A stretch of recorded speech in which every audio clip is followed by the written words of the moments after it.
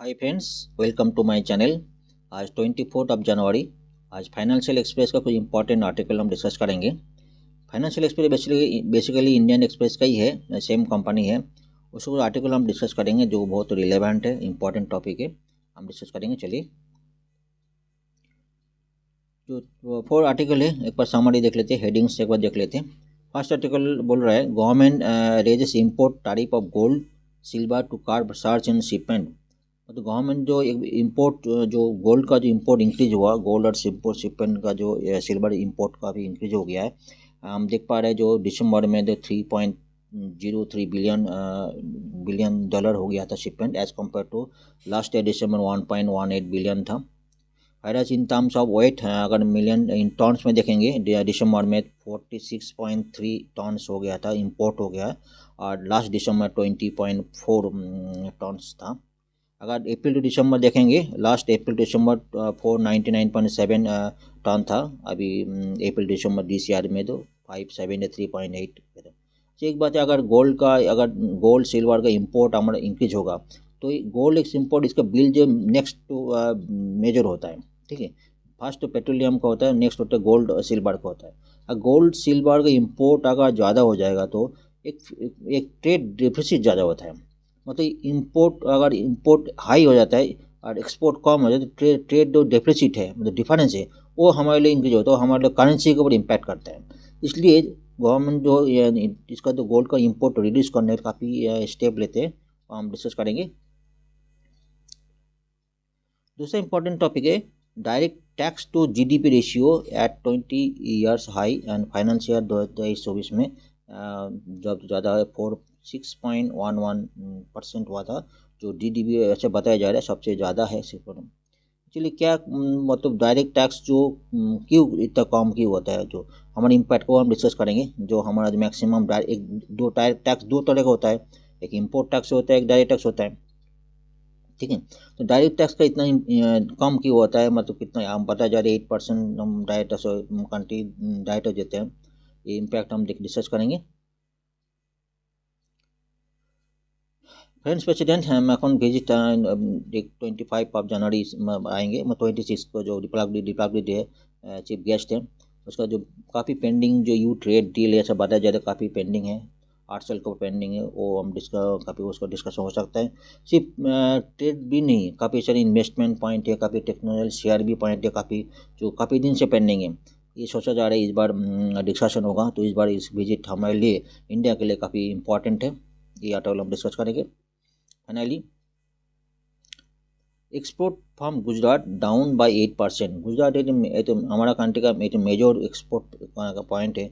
इस बार तो 8% डिक्रीज हुआ अप्रैल टू दिसंबर में, बहुत बड़ी इंपॉर्टेंट टॉपिक है। ठीक है, हम डेली बेसिस में बात करते हैं, इंडिया का जो एक्सपोर्ट काफ़ी डिक्रीजिंग हो गया इस साल में जो है, और इम्पोर्ट इंक्रीज हुआ। ठीक है, तो इस पॉइंट कई सारे पॉइंट गवर्नमेंट क्या स्टेप ले रहा है, गवर्नमेंट टारगेट 2030 तक क्या टारगेट लिया, गवर्नमेंट क्या क्या स्टेप लो, हम डेली बेसिस में बात करते हैं। ठीक है, ये बहुत सारे पॉइंट है गुजरात का, ये महाराष्ट्र में भी काफ़ी डिक्लाइन ट्रेंड है। कई सारे पॉइंट आप बता सकते, कई सारे पॉइंट है, एक वर्ल्ड का काफ़ी सारी क्राइसिस है। एक तो रेड सी क्राइसिस है, और इवन कई सारे वो जो वुमेन का जो यूएस वुमेन का जो अटैक है वो भी हो सकता है। यूक्रेन रशिया डिप्ले जो पॉइंट है ये भी हो सकते हैं। फिर भी गवर्नमेंट काफ़ी सारी स्टेप ले रहा है, ये सारी जो जियो पॉलिटिकल क्राइसिस है उसके अलावा भी गवर्नमेंट टारगेट रखा जो 2030 तक 2 ट्रिलियन यूएसडी करना है, एक्सपोर्ट करना है। इसके ऊपर गवर्नमेंट काफ़ी एक्शन ले रहा है। हम डेली बेसिस में बात करते हैं, फ्री ट्रेड एग्रीमेंट का बात हो रहा है, यूके का साथ बात हो रहा है, अब पेरू के साथ बात है, ओमान के साथ बात हो रहा है, यूरोपियन यूनियन का सब बात हो रहा है। कई सारी गवर्नमेंट स्टेप ले रहा है। इवन सिर्फ यही नहीं, गवर्नमेंट अपना बास्केट, एक्सपोर्ट बास्केट भी इंक्रीज कर रहा है, अपना जो डोमेस्टिक प्रोडक्शन का इंक्रीज कर रहा है। कई पॉइंट डिस्कस है। चलिए आगे चलते हैं। फर्स्ट आर्टिकल देखते हैं, बहुत इंपॉर्टेंट टॉपिक है। गोल्ड इंपोर्ट स्पाइक 95% इंक्रीज हुआ, देखिए 7.2 billion in October and causing merchandise trade deficit. जो बात कर रहा था, मर्चेंडाइज ट्रेड डिफिसिट हो जाता है, तो डिफिसिट होता है गवर्नमेंट, हमारा जो कंट्री है, जो करेंसी है, बहुत इम्पैक्ट करता है। All time high monthly figure of 31.46। ठीक है, 31.46 काफ़ी ज़्यादा होता है। ठीक है, बिलियन होता है।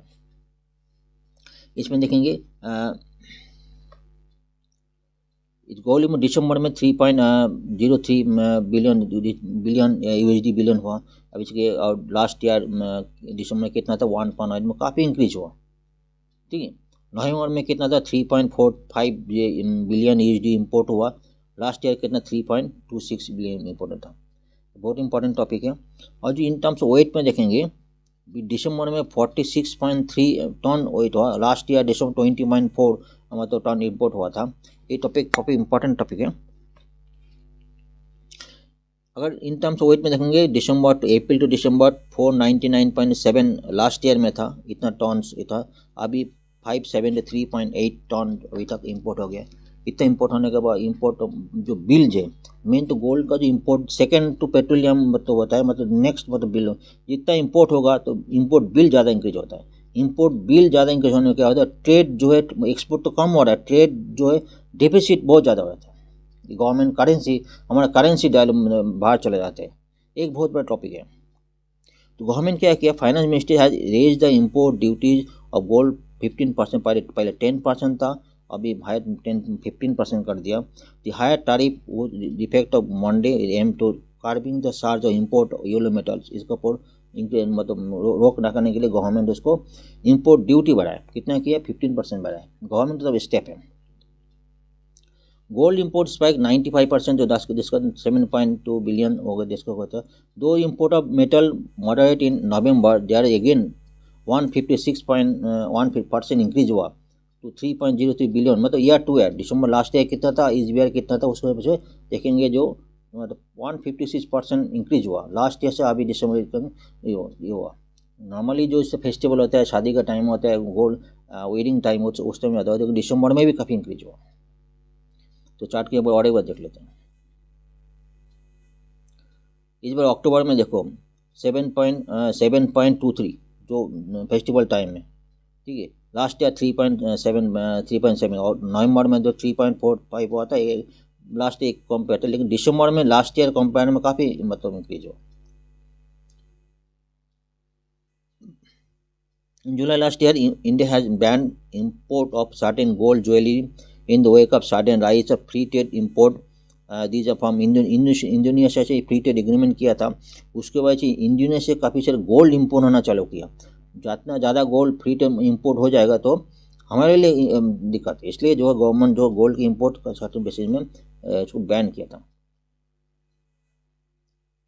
Latest set of major also include sensible hike in import duties increase किया, सिल्वर में भी इंक्रीज किया 15% इंक्रीज 10 पॉइंट बेसिस 15% इंक्रीज किया। इससे जो इम्पोर्ट वैल्यू जो है उसको रोक दिया जाए, इसके लिए गवर्नमेंट स्टेप्स लिया।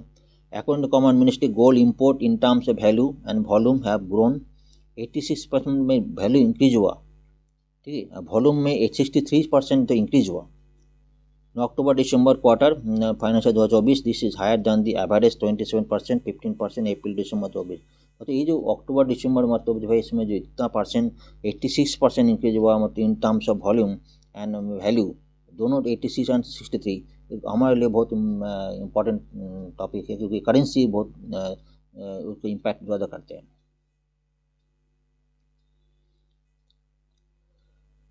कुछ पॉइंट है। India invested a record 55.7 USD billion gold import 2021 में हुआ था, पार्ट से more than double the ton previous year. मतलब जो क्वांटिटी और इम्पोर्टेड 1050 टन इन 2021 मतलब कोविड में टाइम में मोस्ट ऑफ द हुई 10 ईयर्स और मतलब सबसे ज़्यादा है, ठीक है। नॉर्मली 430 टन ये इम्पोर्टेड होता है 2020 में। इसका लिंक इकोनॉमी के साथ लिंक क्या है, गोल्ड है use in world reserve currency होता है most of the 20 gold reserve का होता है, उसके वैल्यूएशन में जो है उनको कंट्री में सर्कुलेशन नहीं होता है, वो तो अपना फ्लो में जो है सर्कुलेट नहीं होता है। United State use gold standard until 1971। Demand of gold increase due to inflation because it's intrinsic value and limited supply. तो इन्फ्लेशन टाइम में जो है क्या होता है, गोल्ड अपने गोल्ड खरीद लेते हैं। Gold can not be diluted, it can maintain value mass more than other currency. ये भी इम्पैक्ट है, गोल्ड जितना खरीद लेते हैं, बहुत लोग इन्वेस्ट की तरफ से गोल्ड खरीद लेते हैं। गोल्ड हम बाहर से आते हैं, वो तो बाहर से हम इम्पोर्ट बिल लग के आते हैं, हम तो उसके बाद अगर रिजर्व कर लेते तो हमारे करेंसी में इम्पैक्ट नहीं करता, हम अगर सेल करते पता लगती है। करेंसी इम्पैक्ट भी बहुत ज़्यादा करते हैं। देखो When a country import more than export, the value of currency decline. ये बहुत इंपॉर्टेंट है। अगर इंपोर्ट ज़्यादा करेंगे, एक्सपोर्ट कम करेंगे, तो वैल्यू जो है करेंसी बहुत डिक्लाइन हो जाएगा। On the other hand country next exporter, value of currency increase. अगर एक्सपोर्ट ज़्यादा करेंगे तो करेंसी इंक्रीज हो जाएगा। For example, as the price of gold rise, the strength of the currency increase in countries the export gold. जो लोग export करता है, गोल्ड का प्राइस ज़्यादा हो जाएगा तो उसके लिए करेंसी इंक्रीज हो जाते हैं, उसके लिए फ़ायदेमंद ज़्यादा हो जाता है। Gold in the context of Indian economy, jewelry or jewelry industry in the main of the India jewelry and jewelry sector is one of the largest in world economy, accounting 29% world consumption। जो है India बहुत बड़ा industry है, बहुत काफ़ी जगह में jewellery export भी करते हैं। गोल्ड रिफाइनिंग की बात करेंगे। Refining sector has been surge in new capabilities in recent year. India total refining capability of exceed 1450 tons, इतना इंक्रीज हुआ। मतलब रिफाइनिंग कैपेसिटी, ये भी इंपॉर्टेंट टॉपिक है। import India huge gold import also a part of the current account deficit। ये भी important है। current account deficit अगर ज़्यादा import current account deficit वो भी increase, as gold is the second largest part of import bill। Second largest part, पहले जो है पेट्रोलियम है, उसके बाद सेकेंड लार्जेस्ट जो है इंपोर्ट बिल है। मतलब ज़्यादा हम इंपोर्ट करेंगे तो हमारे लिए करेंसी को डायरेक्टली इम्पैक्ट करते हैं। एक कुछ पॉइंट है। नेक्स्ट आर्टिकल चलते हैं। Direct tax to GDP ratio at 23 years high। Financial 2023 में direct tax to GDP ratio बताया जा रहा है 23 ईयर्स हाई है और 6.11% इंक्रीज हुआ। Government direct tax to GDP ratio stood at 23 years high 6.11% in financial 2023 में हुआ था। The provisional figure direct tax collection in financial 2024 as of December 17, 2023 में so net direct tax collections already crossed 75% of budget estimate। Budget में जो estimate किया था उसमें 75% already collection हो गया था, क्रॉस कर लिया था। एंड और डायरेक्ट टैक्स रेवेन्यू फाइनेंशियल 2024 में से हुआ था। ऐसे भी बताया जा रहा है corporate tax collection during year stood at 8.26 trillion rupees हुआ था। अब 16 years on year on 16 year में हुआ था। कॉर्पोरेट टैक्स इंक्रीज हुआ था। डायरेक्ट इनकम टैक्स जो है कलेक्शन स्टूड एट 8.33 ट्रिलियन।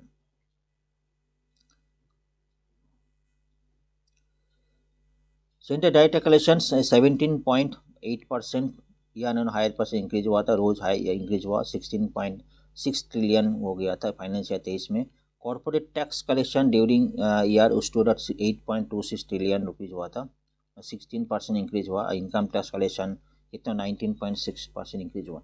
जितने में टैक्स कलेक्शन इंक्रीज हुआ तो गवर्नमेंट के लिए जो ये रेवेन्यू कलेक्शन इंक्रीज होता है, ठीक है, ये गवर्नमेंट का बहुत बड़ी इंपॉर्टेंट अच्छी बात है। डायरेक्ट टैक्स बाउंसी मतलब rate of growth of tax mock-up in terms of nominal GDP, मतलब कितना इंक्रीज हुआ, नॉमिनल जीडीपी का कितना परसेंट इंक्रीज हुआ। 1.2% ऐसा किया था, फाइनेंशियल 23 में था, ठीक है। फाइनेंशियल 2022 में 2.5% था। स्टैटिस्टिकली बायंसी टैक्स के वजह से overall responsive tax revenue bye variation GDP 21 point है। ग्राफ को एक बार देख लेंगे, ग्राफ देख रहा था ना। वाइन से पहले के 2000 फाइनेंशियल 21-22 में 4.78 हुआ था। टोटल कलेक्शन में भी ड्यू टू कोविड हो सकता है, कोविड के रीजन में मेन हुआ था, मेन जो स्लो डाउन हुआ था कलेक्शन, टैक्स कलेक्शन। उसके बाद 2022-23 में जो इंक्रीज हुआ तो 6 पॉइंट इंक्रीज हुआ। उसके बाद जो देखे इंक्रीज, ये may be one of the reason जो बायंसी जो बात कर रहा है इंक्रीज हुआ।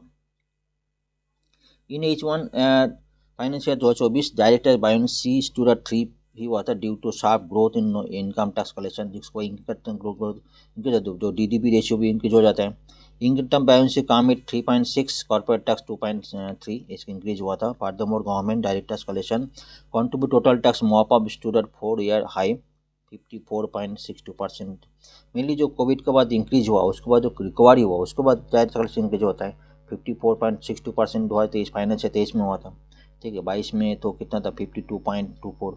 तो 2021 से जो कोविड के बाद जो इंक्रीज हुआ वो इंक्रीज वही शो कर रहा है, डाटा शो कर रहा है। टैक्स टू जीडीपी रेशियो हमारे लिए कितना इंपॉर्टेंट, हमारे इकोनॉमी के लिए कितना इंपॉर्टेंट, वो important. Tax to GDP ratio measures how much tax is collected in relation to GDP, ये इंपॉर्टेंट है।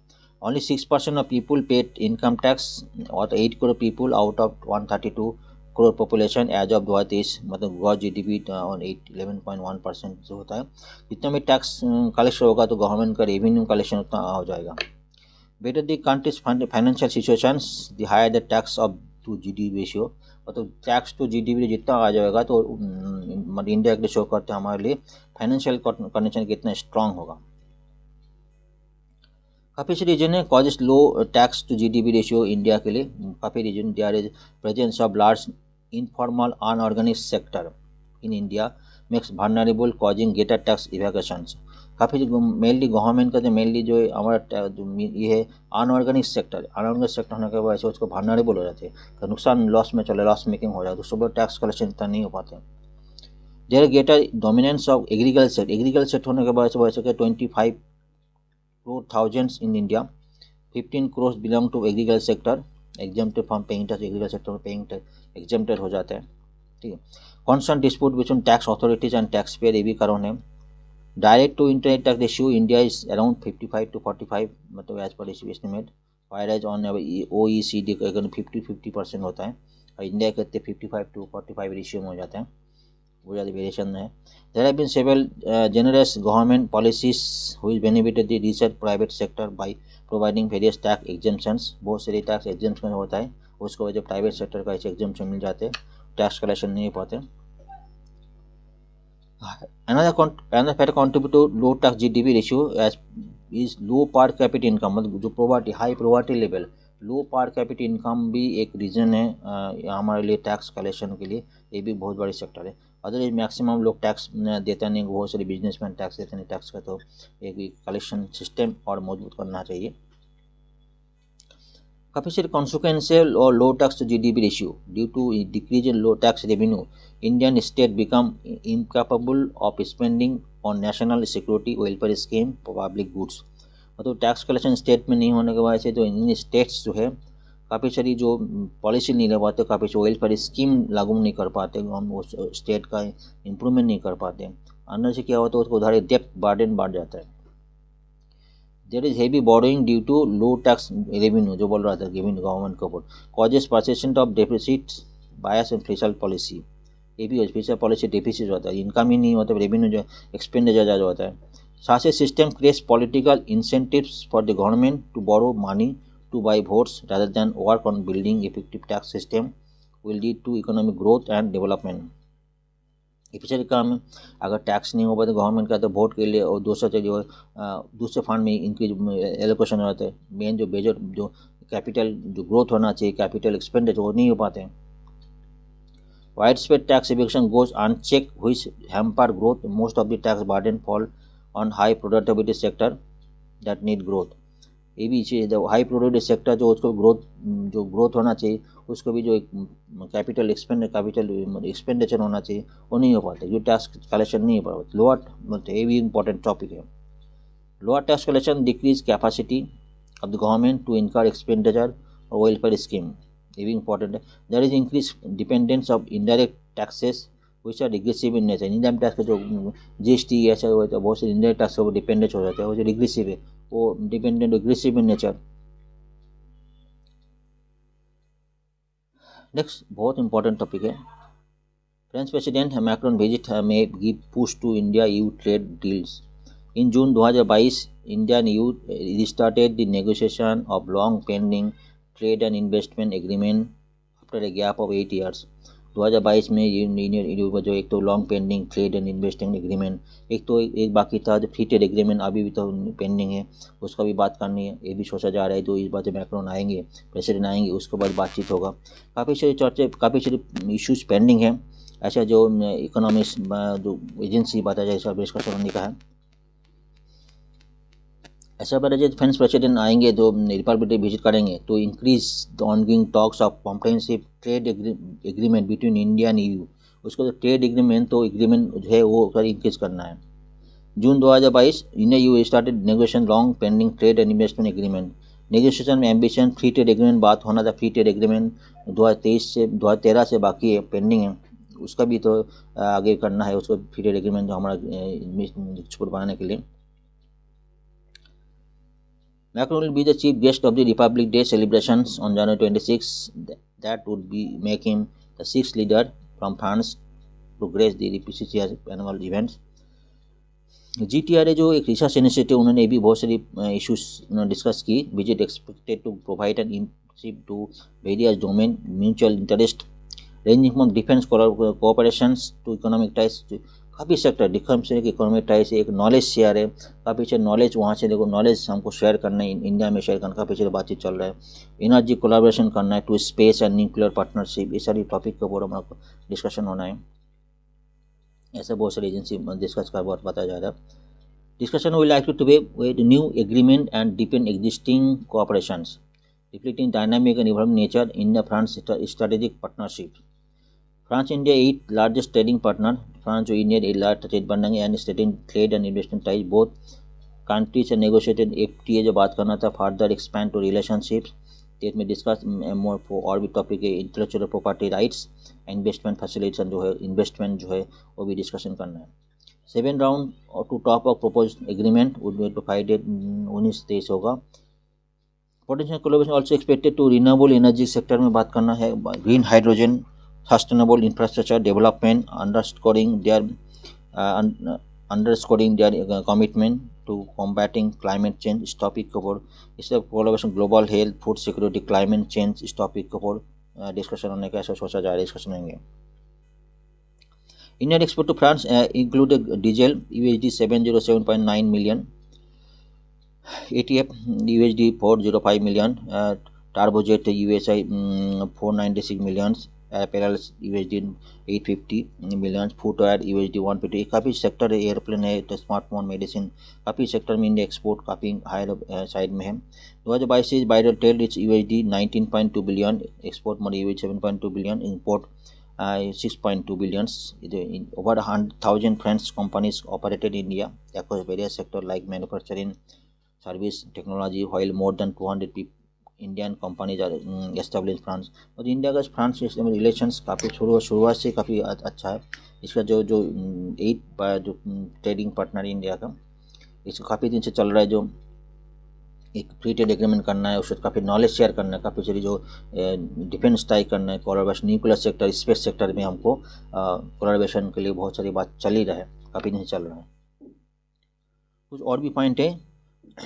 Investment wise, France rank is 11th largest investor in India with the cumulative foreign direct investment FDI inflow USD 10.5 million from April 2000 to March 2023। एक major topic है।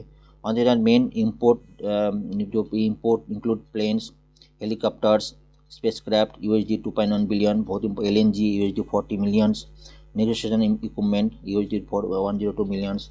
ये जो India का जो Canada का जो इंडिया का जो फ्रांस का जो एक 8 टॉप ये है, ये टॉपिक बहुत सारी सेक्टर है, डिस्कशन होना इस टॉपिक 25-26 में डिस्कशन होएगी, ऐसा बातचीत चल रहा है। चलिए नेक्स्ट चलते हैं। Next article, export from Gujarat down by 8% in April to December. Gujarat important state है, हमारा GDP का उसका एक इम्पोर्टेंट रोल प्ले करते हैं in terms of export. Total export from India dropped down by 4.5% to 313.12 billion USD from 332.7 billion USD 2023 में हुआ था। ये जो महाराष्ट्र में भी जो है 8% स्लाइड इन जो एक्सपोर्ट 8% स्लो हुआ था, 49.4 billion USD against 53.8 billion USD April मतलब 2022-23 में हुआ था। एक्सपोर्ट ओवरऑल टोटलिटी में एक्सपोर्ट डिक्लाइन काइंड सिचुएशन है, struggle global economics unstability, demand crash due to ongoing geopolitical crisis in Europe and West Asia. ठीक है, export from Gujarat and biggest highest exporting state contribute to 1/3 of total export India, rest 8% decline हो गया था।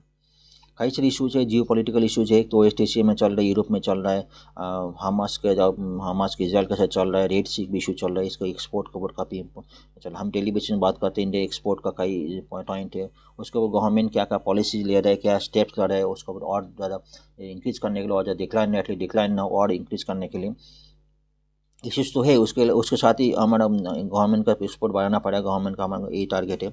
Issues के साथ ही हमारा export बढ़ाना पड़ेगा। According to recent data released by Ministry of Commerce, data export from state calmed down 100 billion USD from 108.6 billion from the same period in the previous financial year. जो as per data issued हम same Maharashtra second highest exporter state of the country. Maharashtra also registered 8% slide हुआ था, drop हुआ था. Tamil Nadu case में whose export वो 5.3% हुआ था. अदर देन कर्नाटक डिक्लाइन 10% हुआ, उत्तर प्रदेश 7.3 में डिक्लाइन हुआ. ये सब high witness downward trend. Total export same period Karnataka में जो export from Karnataka and Uttar Pradesh stood at 19.9 billion and 15.1 billion compared to 21 billion and USD and 16.3 billion USD respectively previous में हुआ था. Due to decline in export, top exporting state total export from India dropped to 4.5% drop हो गया था. 313.12 billion USD हो गया था. The poor performance of the export financial year resulted in decline in export share in Gujarat and Maharashtra. Maharashtra को जगह वैसे भी जो टोटलिटी एक्सपोर्ट में भी डाउन हुआ. ठीक है, discuss excluding export petroleum product was remaining more than less same. Gems and jewelry industry, organic chemical sector are bearing biggest burn of the global demand crunch and economic instability. इसके वजह से जो ये सारी sector petroleum sector भी है, हम crude oil भी तो काफ़ी इम्पोर्ट कम किया. ठीक है, ऑर्गेनिक केमिकल सेक्टर भी जो ज़्यादा इम्पैक्ट हुआ. Despite poor performance overall export from the state from India, export of electronic goods and drugs, pharmaceuticals have performed exceptional high. ओल किया था ड्रग्स तो एक तो इलेक्ट्रॉनिक गुड्स का अच्छा था. Export of electronic goods registered growth of 22%, stood at 20.35 billion USD against 16.767 billion, while in the export drugs pharmaceutical touch on 20.4 billion USD compared to 18.8 billion and 8.2% growth previous April to इसमें growth हुआ था. एक तो इसलिए देखो जो हमारा electronic goods जो हमारा स्मार्टफोन को लिंकेज करने के लिए हमारा बातचीत चल रही है, जो इम्पोर्ट पार्ट जो है मतलब पार्ट ऑफ जो मोबाइल पार्ट का है, इंपोर्ट का थोड़ा तारीफ जो है इंपोर्ट ड्यूटी जो है रिड्यूस करने के लिए बात चल रहा है, जो डेली हम इस बात करते हैं. Export in gems and jewellery decline by 16% to 24.31 USD billion from 28.99 USD billion था लास्ट ईयर में था. ऑर्गेनिक केमिकल देखो ड्रॉप होगा था, ये भी ड्रॉप हुआ. ठीक है, एक कुछ पॉइंट है आज के लिए. Thank you very much for looking my channel, viewing my channel. आप रिक्वेस्ट है, आपको अच्छा लगा तो शेयर, लाइक शेयर कमेंट जरूर करिएगा. Thank you very much.